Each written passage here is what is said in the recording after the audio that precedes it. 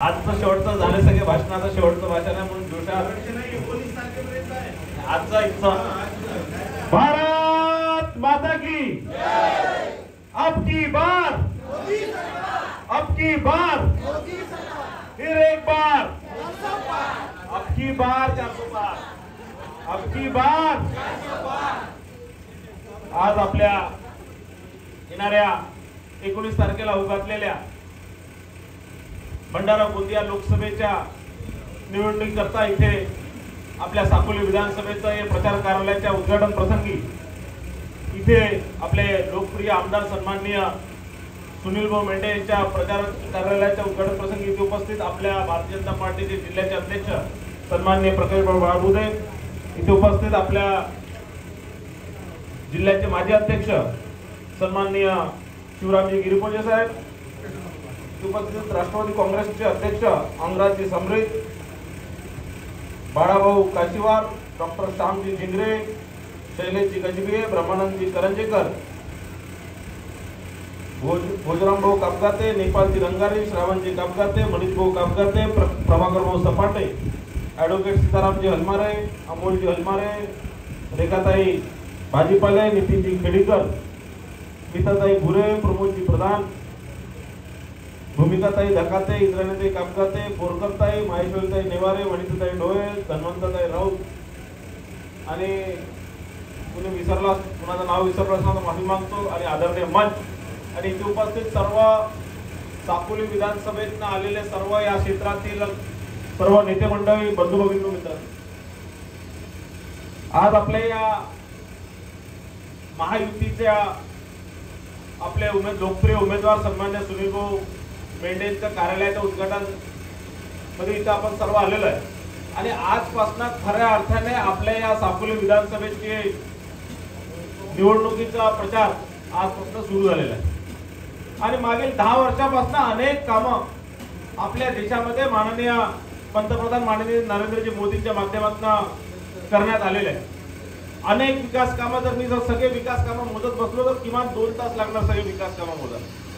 रस्त्यांचा माननीय नितीनजी गडकरींच्या माध्यमातून रस्त्यांचा इन्फ्रास्ट्रक्चर असो किंवा इतर अनेक कामं, आपल्या देशाची सुरक्षा असणार किंवा अनेक कायदे असणार जे मागील 70 वर्षापासून झाले नाही ते सर्वच कामं असे मागील 10 वर्षात झाले.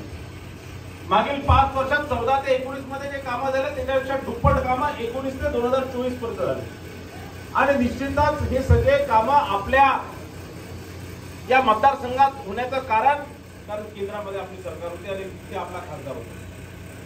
2019 मध्ये सुनील भाऊ मेंढे हे निवडून आले आणि अनेक विकास कामं आपल्या इथे खेचून आणले. आपल्या जर तुम्ही नागपूर पासून इथपर्यंत जर बघितलं आपल्या साकोलीपर्यंत तर जे रस्ते जे मोठे मोठे आपण जे दिसून राहिले ते सुनील भाऊ मेंढेंमुळे झालेले आहे. आपण जर आधी आजपासून मला वाटतं 2014च्या आधी आपल्याला 3 तास लागायचे साकोलीला यायला, आता 1.5 तास नागपूरवरून यायचे आणि हा 1.5 तास वाचवला कारण माननीय नितीनजी गडकरींनी एक चांगला रस्ता आपल्या इथपर्यंत दिला आणि हे नितीनजी गडकरींनी का दिला तर हे सुनील भाऊ मेंढेंच्या अथक प्रयत्नांमुळे दिले. आता मी स्वतः माननीय देवेंद्रजी फडणवीसांच्या मागे लागून सुनील भाऊ, मी, प्रकाश भाऊ, सगळे आम्ही, बाळाभाऊ काशीवार, आम्ही सगळे विनंती केली की नागपूर ते मुंबई आणि मुंबई ते नागपूर समृद्ध एक्सप्रेस हायवे झाला आणि त्याने पूर्ण जो मुंबईचा जो विकास आहे, मुंबईची या देशाची आर्थिक राजधानी आहे, त्या आर्थिक राजधानी जर आपल्या जवळ असली तर आपलाही विकास होतो आणि त्या नागपूर पासून तर मुंबईपर्यंत तो रस्ता करण्यात आलेला होता. आम्ही सर्वांनी फडणवीस साहेबांना विनंती केली की तो जो विकास नागपूरपर्यंत आला तो आमच्या भंडारा आणि गोंदिया जिल्ह्यापर्यंत आला पाहिजे आणि त्यांनी तो समृद्धी एक्सप्रेस हायवे मंजूर केला. नागपूर ते गोंदिया आता 1 तासात जायला, आधी नागपूर ते मुंबई जायला आपल्याला 18-20 तास लागायचे. आता मी त्या दिवशी मुंबईला गेलो गाडीने 7 तासात मी नागपूरवरून मुंबईला गेलो, 7 तासात. आणि आता जर 1 तास म्हणजे गोंदियावरनं मुंबई 8 किंवा 9 तासात आपण पोहोचू. याचा फायदा असा की इथे मोठ्या प्रमाणात आपला जो माल आहे हा मोठ्या शहरांमध्ये जाणार. 1 तासात जर आपला जर माल गोंदिया आणि साकोलीचा माल जर अर्धा 1 तासात जर समजा नागपूरला पोहोचत असणार तर आपल्याला एक मोठी बाजारपेठ भेटणार. आपल्या मालाला भाव मिळणार, आपल्या धानाला भाव मिळणार, आपल्या तांदळाला भाव मिळणार, आपल्या चिन्नोरला भाव मिळणार, आपल्या भाज्यांना भाव मिळणार, आपल्या फळांना भाव मिळणार. आणि हे मुंबईपर्यंत पोहोचू शकलं तर आणखी त्याच्यापेक्षा आणखी दुप्पट भाव आपल्या शेतकऱ्याला मिळणार. आणि अनेक या प्रकारच्या योजनेचा लाभ निश्चितच शेतकऱ्यांना होत असतो. अनेक योजना झाल्या, घरकुल योजना झाली. म्हणजे मागे ज्यावेळेस शासन आपल्या दारीचा कार्यक्रम झाला त्या दुसऱ्या दिवशी एबीपी न्यूजने एक त्यांनी डॉक्युमेंटरी केली की एकट्या भंडारा जिल्ह्यामध्ये 2 लाख लोकांना म्हणजे 2019 ते 2024 2 लाख लोकांचा 2 लाख लोक लाभार्थीच्या यादीमध्ये आले. 2 लाख लोकांना वैयक्तिक लाभ मिळाला आणि गोंदिया जिल्ह्यामध्ये 2.5 लाख लोकांना त्याचा लाभ मिळाला.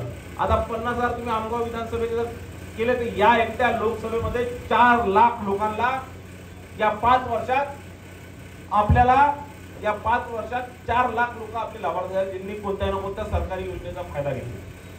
मागच्या वेळेस आपल्याला 6.5 लाख मतं भेटले, 6,34,000 आणि हे त्या 4 लाखांपैकी जर 2 लाख जर आपल्यामध्ये जर वाढले तर आपण 8.5 लाखाच्या जवळपास जाऊ. आणि त्या उलट काँग्रेस पक्षाने 5 वर्षात काहीच केलं नाही. आपण आपल्या विधानसभेमध्ये मागच्या वेळेस बघितलं की आपण ही सीट कमी मताने पडलो आणि ते आपले विरोधक आपल्याबद्दल प्रचार करत होते की हा निवडून आला, परिणय फुके निवडून आला तर हा परत येणार नाही. मी तर दुसऱ्या दिवसापासून मैदानात आहे, पण जो निवडून आला तोच गायब झाला. मला म्हणतात की मी नागपूरला राहतो. नाना पटोले कुठे राहतात? ते नागपूरलाच राहतात. माझं घर इथे आहे, नाना पटोलेचं घर इथे आहे. आणि जन्मभूमी, आता जन्म कोणाचा कुठे झाला हे कोणाच्या हातात आहे का?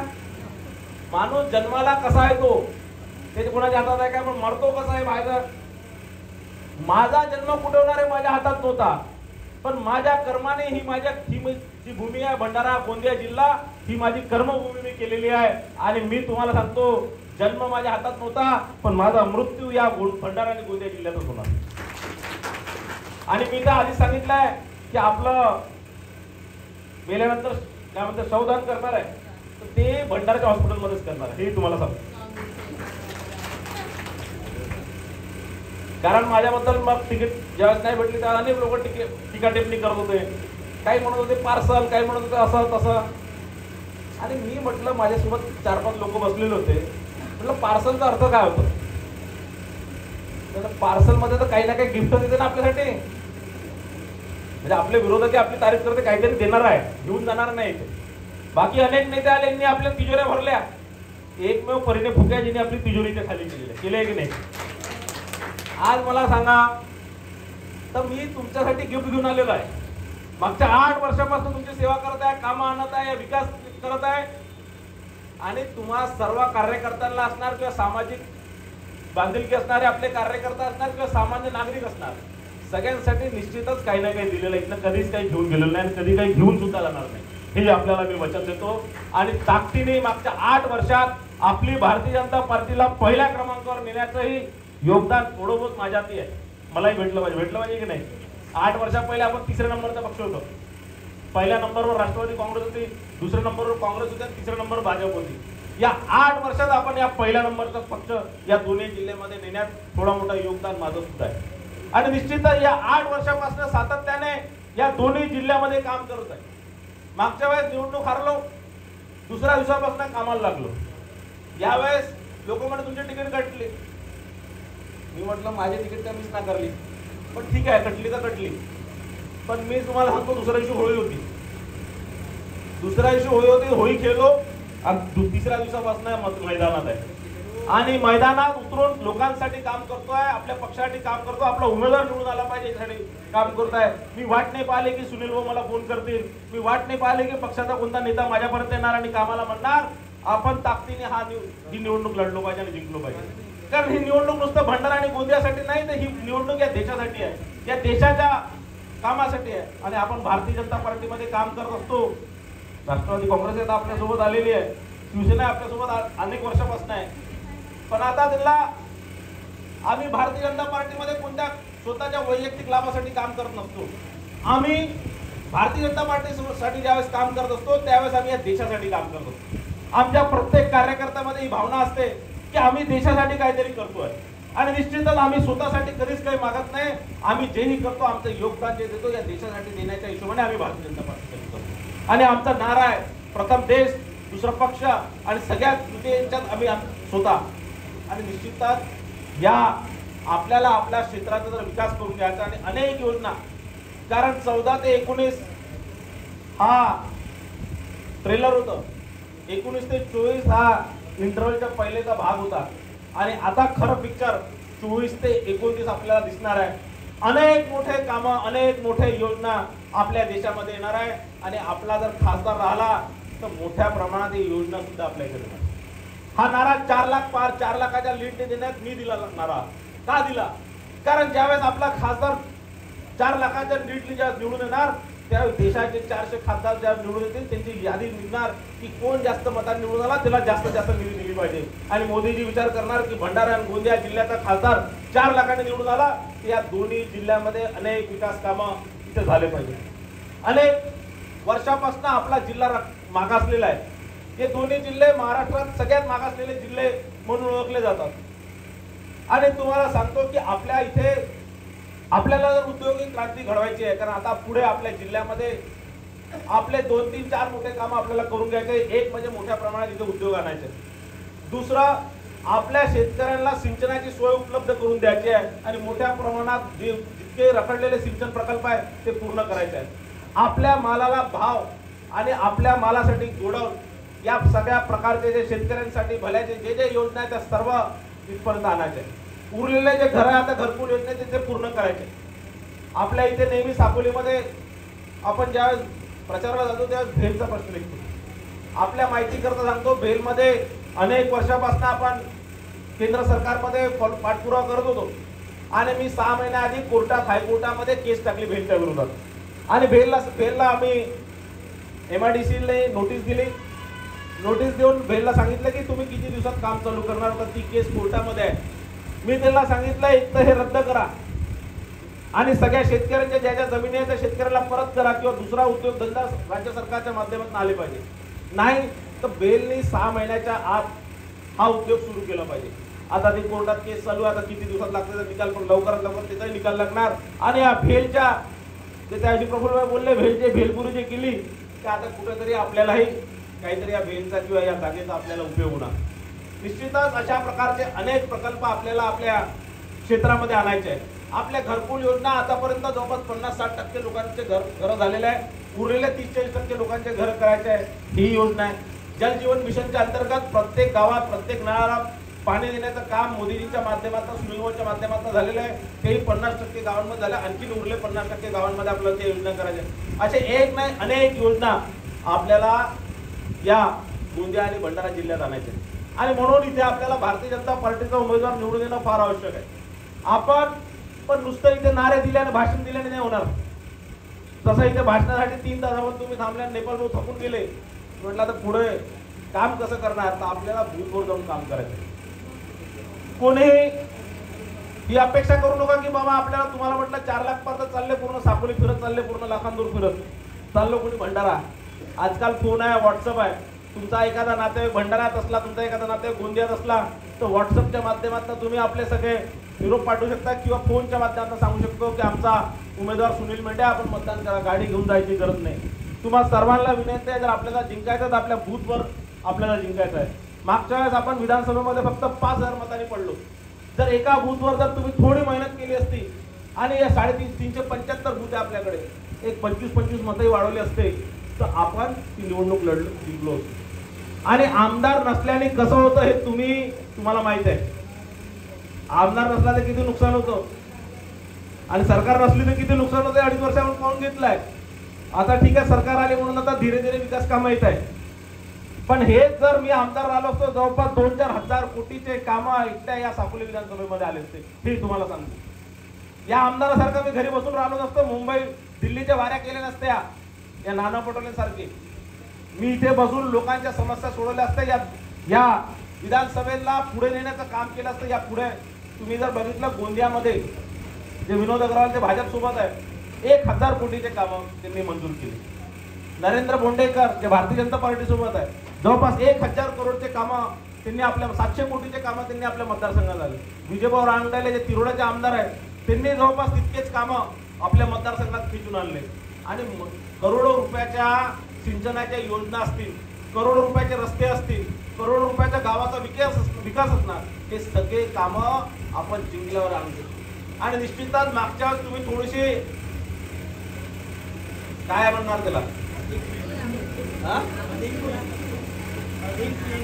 नाही मागच्या थोडं काय केलं, कमी मेहनत केली.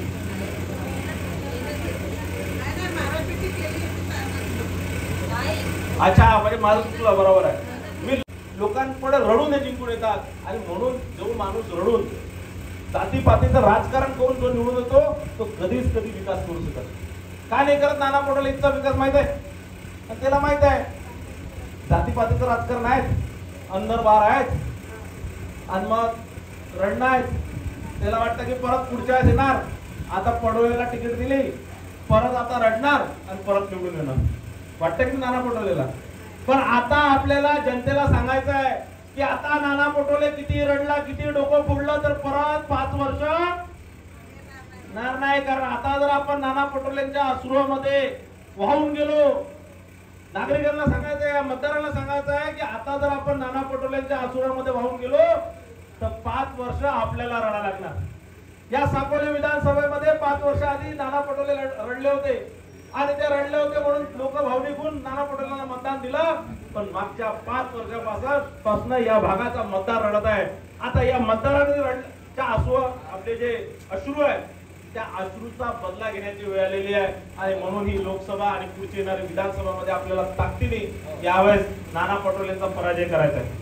पुढचा उमेदवार कोण आहे, कसा आहे, एकदमच कमजोर उमेदवार आहे. पण आपलं काय असतं माहितीये का, कमी उमेदवार आहे, कमजोर उमेदवार आहे पुढचा काँग्रेसचा, आपण कामच करतो. आता ही निवडणूक आपण आपली समजून, जसं ग्रामपंचायतीमध्ये आपण निवडणूक लढतो की एक एक मतदार कुठे गेला, एक एक मतदार मुंबईला राहतो का, दिल्लीला राहतो का, नागपूरला राहतो का, गोंदियाला राहतो, आपल्याला माहित असतं. एक एक मतदाराचं मतदान झालं पाहिजे, कोण आपला कोण बाहेरचा हे आपल्याला माहित असतं. त्याच प्रकारे काम आता आपल्याला करायचं. आणि यावेळेस आपण या विधानसभेमध्ये आपल्यासोबत राष्ट्रवादी काँग्रेस आहे. राष्ट्रवादी काँग्रेसची एक मोठी ताकद या विधानसभेमध्ये आहे. आपले सर्व नेते, राष्ट्रवादी काँग्रेसचे सर्व कार्यकर्ते नेते सगळ्यांना सोबत घेऊन आपल्याला काम करायचं. राष्ट्रवादी काँग्रेसनं, शिवसेनेनं आणि भूतवर आपल्याला त्यांना सोबत घ्यायचं आहे. राष्ट्रवादी काँग्रेसचा वेगळा भूत लावू नका, शिवसेनेचा वेगळा भूत लावू नका. भूत एकच राहणार, महाविकास आघाडीचा, मोदीजींचा फोटो आणि आपला सुनील भाऊंचा फोटो आणि आपला कमल, आपला ज्याला मतदान करायचा तो आपला कमल, असा घेऊन आपल्याला एक भूत लावायचा आहे. आणि ताकदीने प्रत्येक मतदारापर्यंत पोहोचून, प्रत्येक लाभार्थ्यापर्यंत पोहोचून आपल्याला ही निवडणूक चांगल्या मोठ्या मताधिक्याने निवडून यायची. कारण ही निवडणूक आपल्याला ठरवणार. आपण जर आज आपला बूथ जर 203च्या मताने जर पुढे नेला तर पुढच्या विधानसभेमध्ये त्याचा आपल्याला फायदा होणार. त्याच्या पुढच्या जिल्हा परिषदेच्या निवडणुका, नगर परिषदेच्या निवडणुका, ग्रामपंचायत निवडणुका, त्यातही आपल्याला हे फायदा होणार. कारण मी तुम्हाला सांगतो, एकदा भारतीय जनता पार्टीच्या उमेदवाराला, भारतीय जनता पार्टीच्या कमलला एखाद्या मतदारांनी मत दिलं की तो सहसा इकडे तिकडे जात नाही.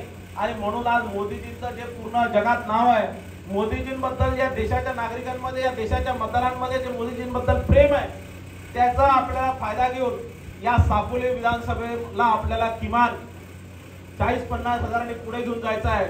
इतकं पुढे घेऊन जायचं आहे की आता पुढे इथे दुसरं कोणी लढण्याची हिंमत करणार नाही. आणि आज आपण सर्व सोबत आहे. ताकदीने आपल्याला आता पुढे फक्त आता 18 दिवस राहिले आणि 18 दिवसात अनेक कार्यक्रम आहे. 6 एप्रिल आपली स्थापना दिवस आहे. भारतीय जनता पार्टीची स्थापना 1980 मध्ये झाली. तो दिवस आपल्यासाठी महत्वाचा आहे. आपल्या पक्षाचा जन्माचा दिवस आहे, तर आपण तो साजरा केला पाहिजे. आपल्या प्रत्येक घरावर झेंडा लागला पाहिजे. झेंडा आहे की नाही आहे, वाट नका बघ, सुनील भाऊ पाठवणार म्हणून 10 रुपयाचा घेऊन झेंडा असतो पुढे. आणि तो झेंडा आपल्या घरावर लावायचा आहे. प्रत्येकाने कोणी रोखू शकत नाही. कोणती आचारसंहिता तुम्हाला आपल्या घरावर झेंडा लावायचा रोखू शकत नाही. प्रत्येक घरावर आणि इतके झेंड्याला युद्ध कलेक्टर, कमिशनर, तहसीलदार काढतील लेखाचे झेंडे. ते काढल्यावर परत लावायचे, काही चिंता करायची नाही. प्रत्येक घरावर झेंडा लावा. प्रत्येक घरावर झेंडे दिसले पाहिजे. या फ्लायवरून जाताना दोन्ही बाजूला असे झेंडे दिसले पाहिजे की या काँग्रेस पक्षाच्या सर्व नेत्यांचे सगळं दाखवलं पाहिजे की नाही. असे झेंडे राष्ट्रवादी काँग्रेसच्या लोकांना विनंती करतो की आता राष्ट्रवादीचा झेंडा लावा, बाजूला कमलचा लावा. कारण चिन्ह आपला कमल आहे. आणि दुसरं मग 9 एप्रिलला गुढीपाडवा आहे. गुढीपाडवाचा कार्यक्रम आपल्याला प्रत्येक बूथवर घ्यायचा आहे. प्रत्येक घरी गुढी तर लावणार तुम्ही, पण आपल्या कार्यालयात आपल्या बूथवर आपला एक कार्यक्रम घेऊन सगळ्या लोकांना मिठाई किलोट एक गुढी, आपल्या विकसित भारतची गुढी आपल्याला प्रत्येक बूथवर लावायची आहे. त्यानंतर 14 एप्रिलला विश्वरत्न परमपूज्य डॉक्टर बाबासाहेब आंबेडकरांची जयंती आहे आणि त्यांनी आज डॉक्टर बाबासाहेब आंबेडकर होते म्हणून एक चायवाला या देशाचा पंतप्रधान होऊ शकला हे सुद्धा मोदीजींनी म्हटलेलं आहे. म्हणून एक साधारण व्यक्ती या राज्याचा मुख्यमंत्री होऊ शकला तर फक्त बाबासाहेब आंबेडकरांचा आशीर्वाद आहे. आणि म्हणून डॉक्टर बाबासाहेब आंबेडकरांची जयंती आपण प्रत्येक बूथवर यावेळी साजरी केली पाहिजे. मोठ्या उत्साहाने, मोठ्या जल्लोषाने, स्पीकर आणून, गाण्या लावून, भीमगीत गाऊन आपल्याला ही जयंती साजरी करायची आहे. म्हणून ताकदीने ही जयंती आपल्याला साजरी करायची आहे. आणि 17 तारखेला आपल्या सर्वांच्या आराध्य दैवत प्रभू श्रीरामांची जयंती आहे. आणि प्रभू श्रीरामची जयंती आपण जसं 22 जानेवारीला मनवली त्याच प्रकारे आपल्याला या 17 एप्रिलला मनवायची आहे. की 17 तारखेची ताकदीची रामनवमी जयंती म्हटलं, रामनवमी चांगल्याने साजरी करायची. प्रत्येक बूथवर रामनवमी साजरी झाली पाहिजे. प्रत्येक बूथवर पूर्ण बूथचे जितके सदस्य वोटर आहेत, 1000-1500 वोटर लोक असतील त्या बूथवर राहणार आहेत, त्या 1000-1500 लोकांसाठी लाडू किंवा पिढा काहीतरी त्या सगळ्यांचे तोंड गोड केले पाहिजे. आपण करणार की नाही करणार. आणि मग 19 तारीख या आपल्या निवडणुकीचा सर्वात मोठा दिवस. आणि 19 तारखेला सकाळी उठून सगळ्यांना फोन करायचे. सगळे जितके आपल्या हाताखाली जितके लोक आहेत, आपल्या हाताखाली म्हणजे आपले बूथ प्रमुख असतील, आपले त्याच्या खालचे असतील, टीम असणार, सगळ्यांना फोन करायचा आहे, उठवायचा आहे. तयार होऊन, आंघोळ करून, तयार होऊन, पूजा करून, हाताला देवाला हात जोडून ताकदीने कामाला लागायचा. आणि जो 11 वाजेपर्यंत जवळपास 70% मतदान आपला जो मतदार आहे, आपला जो मतदान आहे, आपला भारतीय जनता पार्टीचा विचाराचा मतदार, राष्ट्रवादी काँग्रेस पक्षाचा विचाराचा मतदार आहे, शिवसेनेचा विचाराचा मतदार आहे, त्यांचं मतदान करून घेतलं पाहिजे. करणार ना की आणखीन काय सांगायची गरज आहे. आणि मग 20 तारखेला सुट्टी, आराम करा. आणि एक छोटासा एक विषय राहिला, शिवरामजी बोलले तो राहिला विषय की अनेक लोक जातीपातीच्या याच्यावर मतदान करून मागून राहिले.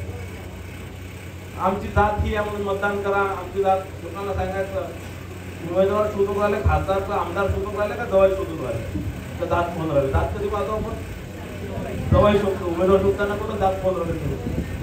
आणि या लोकांच्या कोणत्या भूलथापात जायचं नाही. आणि ताकदीने आपल्याला आपल्या विचारधाराला पुढे न्यायचं. दुसरं त्यांनी सांगितलं की सुनील भाऊ बद्दल काही लोकांचं नाराजी आहे. तर सुनील भाऊ बद्दल नाराजी नाही आहे, कारण गैरसमज आहे. कारण तुम्हाला सांगतो, सुनील भाऊनी अनेक विकास कामं आपल्या मतदारसंघात घेऊन आले. पण सुनील भाऊ 2019 मध्ये फार नौके होते. त्यांना बाकी राजकारणाचा फार अनुभव होता. म्हणून सुनील भाऊनी काम खूप केलं, फक्त ऍडव्हर्टाइजमेंट नाही करू शकले. काम चांगलं केलं सुनील भाऊनी, सगळीकडेच केलं. आणि मी तुम्हाला सांगतो की खासदाराचं काम काय, रेल्वे स्टेशन बांधणं. खासदाराचं काम काय, हॉस्पिटल बांधणं, हायवे बांधणं, फ्लायओव्हर बांधणे, ब्रिज बांधणे, सिंचनाचे प्रकल्प करणे. खासदाराचं काम नाली गटर बांधणे आहे का? मग तुम्ही काय खासदाराकडनं अपेक्षा करता की त्यांनी नाली गटर बांधले पाहिजे? सुनील भाऊने तर बाकी केलं ना, 10-15 हजार करोड रुपयाचे कामं केले की नाही. मग आपण खासदाराचं जे काम आहे ते त्यांनी केलं, आता त्यांनी नगरसेवकाचं काम नाही केलं म्हणून आपण नाराज आहे. मग जर नाली गटरचे रस्त्याचे कामं तोच करणार तर मी काय करणार. आणि नाली गटरचे कामं करणार मग तुम्ही काय करणार. ग्रामपंचायत, आपल्या जिल्हा परिषदच्या आणि नगर परिषदचे सदस्य. तर सर्वच कामं एका माणूस करू शकत नाही. आणि कोणी नाराज असणार तर नाराज राहायचं नाही. कारण त्याने नाही केलं तर मी करणार, मी नाही केलं तर प्रकाश भाऊ करणार, प्रकाश भाऊ नाही केलं तर बाळाभाऊ करणार, किंवा मंचावर बसलेले सगळे नेते करतात. आणि पुढच्या 5 वर्षात निश्चितच चांगले कामं आपल्या या मतदारसंघात होणार याचे हे आश्वासन मी आपल्या सर्वांना देतो. आणि आपण सर्व मिळून सुनील भाऊला मोठ्या मताधिक्याने निवडून आणणार हे सगळ्यांना आपल्याला विनंती करतो.